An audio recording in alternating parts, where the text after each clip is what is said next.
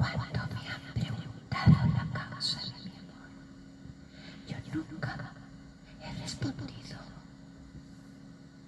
Ya conocéis su gran belleza. Y aún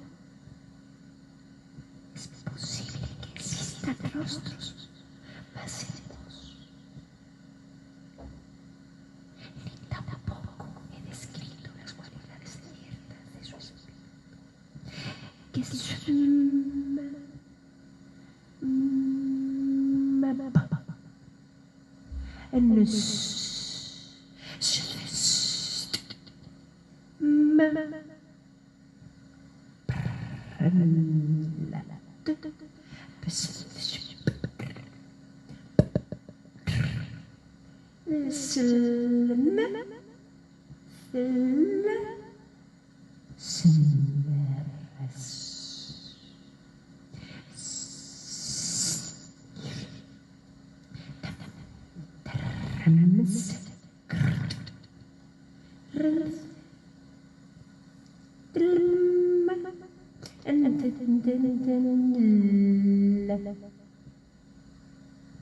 la verdad de mi amor.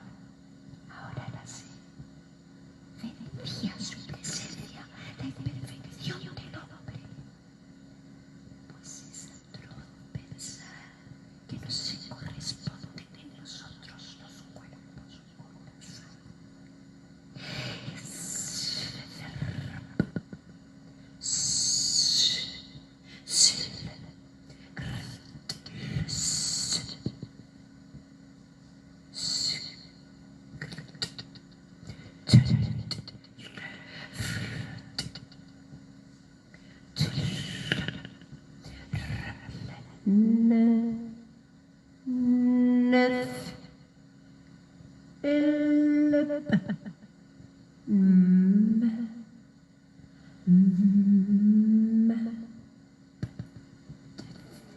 Que nunca descubrimos tarde.